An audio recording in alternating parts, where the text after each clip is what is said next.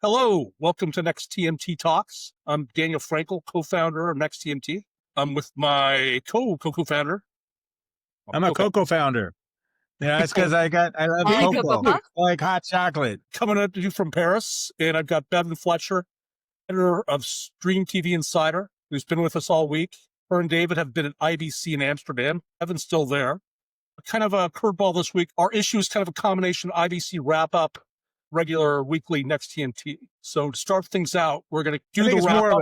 I just want to say it's not really a curveball. You as a former baseball coach can appreciate it. It's more like a sweeper pitch, because it kind of goes across. You can't, that's sweet. That's like senior level hitters in the high school will hit that shit. Yeah, it's got to have movement. I kind of noticed some of the folks in the pros aren't hitting that shit when it's one of 6 pitches going 100 miles an hour. It's like they're just kind of waving. Hey, look at that sweeper go by. But the point is, we have sweep. We're in 3 countries and 2 continents, and we have stuff to talk about. Bevin, what did you see? You hung out today. My sense was, partly under pressure from my beloved, that the third day of IBC would be somewhat less compelling. And what did you see? I mean, what anything that stuck out? Yeah, it was, I think, a little more low-key. Of course, day 3 tends to be.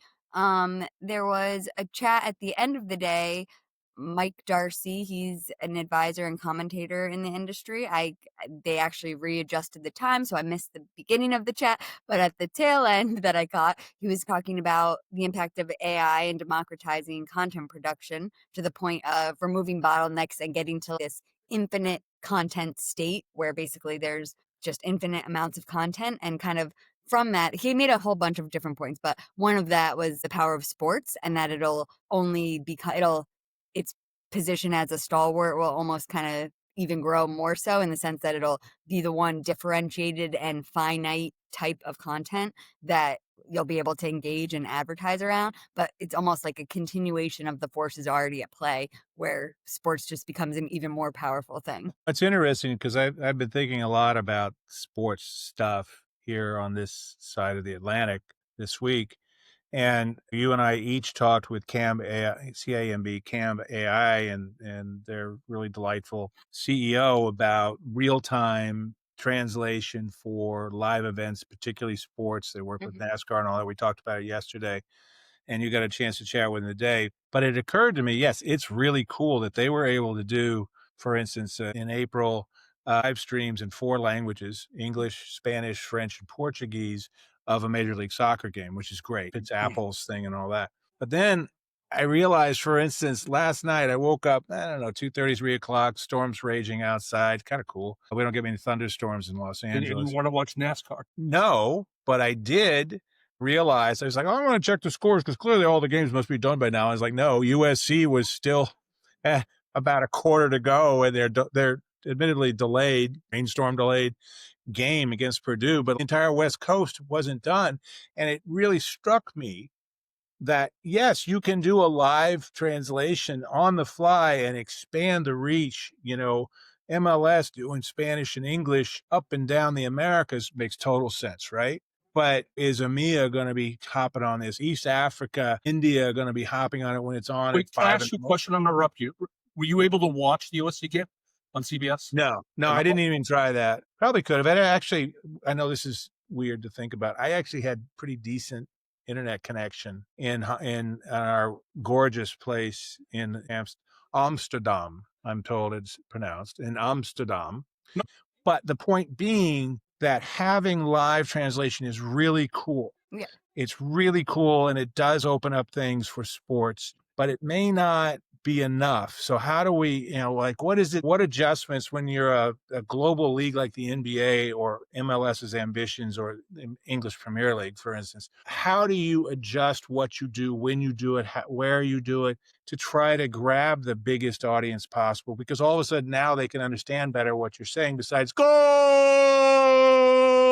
That's a really interesting question. Yeah. I also think, and this is the other thing, the infinite ocean of content. Yeah, sports will cut through that, but there's going to be more sports too, right? Like niche. Every freaking college down to Carlton or something, the Carlton Fighting Lumberjacks or whatever, is going to have like every practice available and stuff like that. It's like, yes, you will have more sports too. So Well, then I think what's it going to comes get back next to week? what we were saying earlier in the week, right? About I'm trying to remember who made the point, but about the storytelling and the athletes themselves kind of becoming. Right. Yeah, exactly. Athletes themselves and their significant others. So the NFL got a lot more interested into a whole lot of people who happen to be of your gender and rough age when Taylor Swift hooked up with Kelsey, and that's just a really crazy American first, example. But look in the English Premier League, and the wives and girlfriends are as often in the news as their significant others are, the actual players who are superstars who get sold back and forth for £100 million and crazy stuff like that. So, but yes, the stories around those people, the social around those folks, the shoulder content around those people, that's going to have some power. And I think that's Something you really said was interesting. interesting. You said these guys are involved in NASCAR. It was funny Yeah. during Convalescence this week. I watched Ford versus Ferrari for like the third time. It's a really good movie. And Jay Bernthal, he plays the Icoca. John Bernthal. Yeah, he does a really good job of it. And he's told at one point, or he's telling Henry Ford II that sure you're in NASCAR, but it's a regional sport. Right. And do these guys see this as having potential to break out all over the continent, or what are they? I mean, it's interesting they're involved with this. I think they're sitting there looking at what F1 has done, Formula One, which was big in many parts of the world, but could not get a cup of coffee in the United States for a very long time. It's latte now. Let's do it. Yeah. Now it's a double latte with 3 extra shots of espresso because they've got 3 races, I think, now in the U.S. Cadillac spent, I think, $500 million to buy a new spot on the grid. As they're trying to assert who they are, and it's a revived brand in a lot of ways. But this was really a statement move by them. All of a sudden they're, just a few years ago, their American TV rights went off for like $5 million a year. Netflix effect. Yeah, That's and now right. it's probably going to be like $150 million. My nephew was visiting over the summer. He loves F1 now. Right, Where'd you and hear about it? what he loves was the shoulder content. It was Drive to Survive. As American, I only knew F1 through a lens of documentaries I would see as a kid. Well, These guys are like, I strongly recommend another classic. Netflix documentary called Senna, about Ayrton Senna I've seen that. and his stuff. It's a brilliant documentary about one of the great racers from 30 years ago. Totally recommend that. It's a sort of a Barbara Wawa question, but what made you what was the best panel you saw at the show? Bevin, go first. Hold on. I'm going to have to think a minute. David, you go first. Let me think a minute. I'm going to tell you the most unexpected conversation that really rattled me a little bit was with Noel Curran, the Director General of the European Broadcasting Union, which represents all the big public service broadcasters across Europe. And Curran is nothing if not a diplomat. In that position, you damn well better be. And I was actually going to be there for the next conversation, which was a much less stirring one with a bunch of basically the top tech guys in Hollywood talking about how they're all pulling in one direction with this Vision 2030 thing they got. But Curran's on there, and Curran is asked by this person who works with IBC, who's the host moderator. And she asked him about, this little fight over excluding CAMB, the Israeli broadcaster, from being able to participate in this year's Eurovision. And because some nations are so mad about the horrible things happening in Gaza that they are saying we're not going to participate if CAN participates. And there are others who are saying if CAN doesn't participate, we're not going to participate. And his response is like, we're a member-owned organization. The members get to decide. I don't make that decision. It's like, good idea on that one, boyo. Because as you and I have discussed just a little bit before we turn on the cameras, it's difficult right now, and lots of people are losing jobs over impertinent things being said. But that fight, Eurovision, probably the single biggest thing on European TV. Every country gets a band. They have a process where a band finally gets nominated, and that plays off against 25 or 30 other bands, and people vote. I'm going to tell you because this story that you wrote, is in our Sunday edition, the version that came out. If you're on the West Coast here last night, it was your today if you were in Amsterdam. And it was really good stuff. I knew nothing about Eurovision, and it gives you a sense in terms of the Israeli-Gaza conflict, how wide-reaching it is this point. Well, it is spilling into all kinds of stuff. I noticed when we were walking around last night in our really delightful neighborhood in Amsterdam, not too far from the Centraal District, but over by the Jordan District, which is was traditionally the Jewish section of Amsterdam, where many Jewish refugees left after being cast out by Ferdinand and Isabella in 1492. Right after they sent Columbus on, they said, all the Jews, either you convert or you go away. We'll help you go fast. And so many of them came to the relatively more tolerant Amsterdam and helped supercharge its economy back in the day. So an area that putatively historically was Jewish, and I'm walking around seeing these little placards saying "Peace Now" with a dove, and that's a really loaded thing, right? So peace now becomes, okay, we've got Ukraine going on, we've got Gaza going on, and peace now could just be a really sweet, gosh, we just wish it was peaceful. But it could also be, no, I cast out the Jews from Israel and let's go from there. And it's hard to know. We arrive here in Paris at Gare du Nord, the train station on the north side of town, after taking the TGV down, get in a van, and it's taken a while. My spouse goes to the driver and says, why is the traffic so bad? He says, well, we've had 2 days of protests. Yeah. And that's been racking Paris. The Louvre ain't a fun place to go. We weren't going to go there anyway.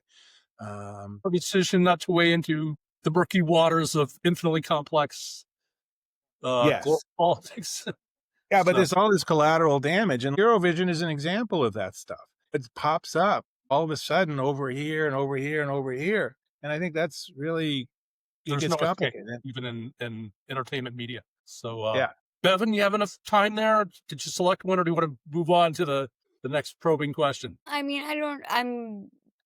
in terms of things that stuck with me from the week, I will go back to a comment from, I think it was Bedrock Streaming CEO, Jonas Engwall, where he was basically talking about how local competition isn't the competition anymore. It's global streamers and a lot of local players in that sense, not just in terms of offering services, but like tech and knowledge sharing. There's just a lot more partnership collaboration because it's almost also a soft power type thing where it's, do you want all of your children, I think he said, to be watching Disney content? I mean, yes, there's good Disney content. Other big global players are localizing content, but they kind of, I got a sense that local broadcasters really want to be able to preserve their culture and their originality and their uniqueness.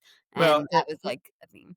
And to piggyback on that, I saw him speak for something too. They are having to pull together because they realize even the big broadcasters are going, holy crap, we're big in Denmark or we're big in France, which is pretty big. TF1's pretty big, but we ain't nothing like Amazon and Apple and those guys. We got nothing on those guys. We gotta partner up just to try to take some costs off and have more flexibility and all the rest. It was interesting seeing some of that. And going back to Curran, the other thing he said that kind of piggybacks on what you're talking about is a growing push around sovereignty is the term.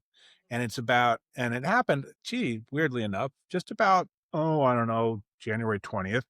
All of a sudden, there were people pushing for more American stuff. Well, the Europeans are going, maybe we should think about supporting more European companies. Curran stated 60% of his membership uses solely American-based cloud providers. 60%.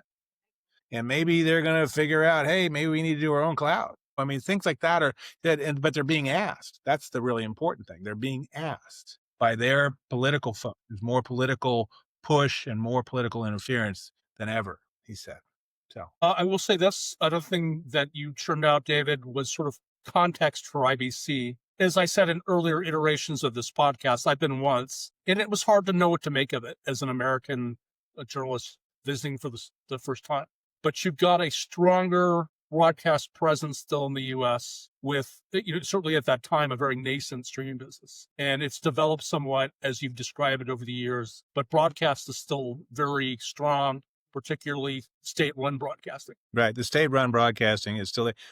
Money's always been tight, but there's just more my of them. question is, do you sense the kind of, my last employer, which was very embedded broadcasting cable with NAB's business, there was almost a kind of Sharks versus the Jets competition between streaming and broadcast. It was silly at times, but I definitely noticed it. Is there kind of a Byzantine rivalry in Europe that way, or? Well, they invented Byzantine rivalries in Europe, by God. This is where the Byzantines came to party. But I think that the interesting thing, and this is sort of fascinating to think about, is to contrast some of that. I think there's a growing realization that deal with Netflix and TF1, for instance, big deal. Very.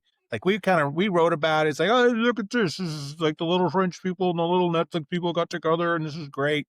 But it turns out them doing that and having streaming and getting into FAST, their scale isn't enough to make FAST really financially lucrative. Right. So there's like 150 to 180 channels of FAST in Europe. And there's like 2,000 to 4,000, depending on the day in the United States. But their scale is so much bigger. Right. So you can actually make ad supported only make sense. So that affects part of streaming. The language thing affects things, like Bevin said, CAMB.AI going to fix a lot of stuff. Right.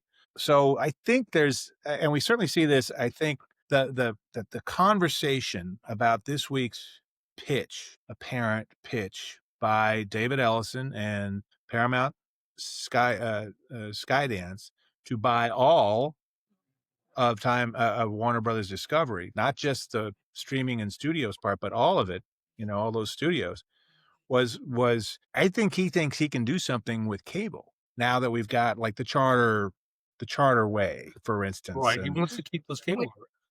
Yeah. I think it's really interesting that all of a sudden, you're right about that Sharks and Jets thing. Then everybody was knifing each other, and there was originals only for streaming, and then there was the stuff that was running on broadcast, and there the twain shall meet. Everybody finally went, hey, it's just another way to get stuff to people and make money from them. And exactly. I think they finally got it a little bit. Bevin, what do you think, Bev? No, I was just saying, I think charter might give hope to people that there might be they've been pretty successful with their strategy just short in the little bit of time that we've seen. Right. If you still have programming that's decent and you haven't totally killed off the golden goose by taking everything off of it and putting it on streaming. And I think they're finally figuring out maybe that was a dumbass idea, to use the technical term. But if you haven't strip mined your cable operations completely, and you've got this 1-2 punch of your live events that are on broadcasting and whatever cable has, and your streaming apps that also are running next to it, like just another channel. And it's just about reaching people. Okay, that could work. There's something there. Maybe Allison's got enough money. Again, Oracle's share price has jumped 31%. It is now an $850 billion company. And if there was any doubt that Larry Ellison, who created both Oracle and David Ellison, is the real money here, if there was any doubt, this pitch to buy all of Warner Brothers for $25 billion or whatever, those charter numbers are still pretty early. They're still losing subscribers. Right. Yeah, but I mean, they're stemming the bleeding. The bleeding. But they're not there yet. So I would think it seems like not enough data to base a massive deal yet. I'm sure. Possibly, but I if you're worth $850 billion, $25 billion is not walking around money, but you can pencil that out because you do have cash flow, and the cable networks still throw off cash flow. They still have TNT Sports. I saw some TNT Sports stuff referred to in some publications here in Amsterdam just a couple of days ago. There are things that they have over here, like the European Olympic rights, right? That are pretty consequential, right? So that's a very good point. I mean, everybody thinks that they're done following the NBA. Yeah, you lose the NBA, you're done. But they have banana ball here in the U.S. So they have banana ball, and let's not talk down to banana ball. I mean, between bitter balling and banana ball, I am balling. No, I'm in agreement with you. I mean, if you look at their global portfolio, they're still That's a lot of blood flow. So Yeah, uh, 100 countries, things like that. Yeah. so just kind of winding it down. Oh, Anything I surprise you? want to say one more thing, Dan. Yeah, And I was, on the train down between dozing off in the not functioning air conditioning. I did read some analyst reports, and I think it was possibly Lightshed. It might have been Laura Martin over at Needham, just kind of in passing mentioned the way this thing makes sense if they did merge was synergies, right? But one of them would be shutting down and selling off one of the lots, either Paramount or yeah. Warner's lot. And she just mentioned that, or they just mentioned it in passing. But as an Angelino, that is a nuclear bomb on an already reeling local industry. I'm just thinking if you had started a reality show, when was it that AT&T purchased Time Warner? 2019, I think. I think the deal was I think it was 2019 or 2018. AT&T. No, I think it was like 2015, and then maybe you're right. Maybe it was close to then. You got DirecTV in there too. Don't forget. Right. So. Then it was Warner Media. Then it was purchased combined with Discovery, and then you sell it again. It's like you could tape a reality show, kind of like a Survivor. Or do Succession, because obviously now Rupert's figured out his Succession. So You're the we'll do parking something lot else. guy in Burbank for Warner Brothers, and suddenly you get your pink slip because David Ellison bought out your company. You've survived nearly a decade of turmoil, and it's this way today. It's just Right. it's inhumane to do it to people, and it's just you don't really hear about the human cost. But like you've got folks that have reorganized and restructured so many times and told their relatives and friends at Thanksgiving, "Will you have a job next year?" I hope so. So far, so good. Yeah. Right. Crazy. Well, it's almost like being a journalist or something. Anyway, so Bevin, when you heading back? Saturday, first heading your way to Paris, and then All right. back to Amsterdam. I hope Paris is big enough for the two of us. I don't know. I might have to bump into you there. Do you know what part of Paris you're going to be in? I don't know. I know the hotel name. All right, we're in the 7th arrondissement, which is parfait.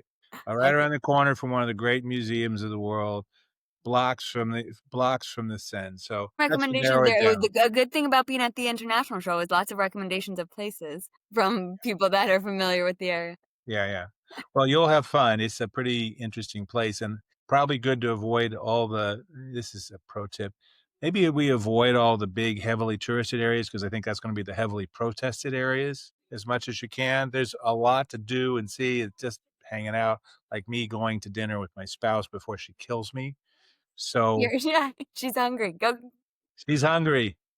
She's hungry, and she's like your size. And the hummingbirds, if you don't feed them, man, they got to eat their body weight. Eat. Yeah, you got to eat. Girl got to eat. All right. I'll just quickly summarize. Read Next TMT Monday morning when we return to our regular footing. In addition to David and Bevin's post IBC analysis, we'll have stories on Matthew Dowd's firing, Charlie Ergen's big sale of his spectrum to Elon Musk, and whatever else Dave comes up with. So random stuff. Anyway, good seeing you guys. Have a good trip down, Bev. And I'm glad you're feeling well enough to come on and honcho things, Dan. Sure. Thanks for joining us, Bevin. Great We'll do it again. You guys. All right, guys. Take care. Bye-bye. Bye.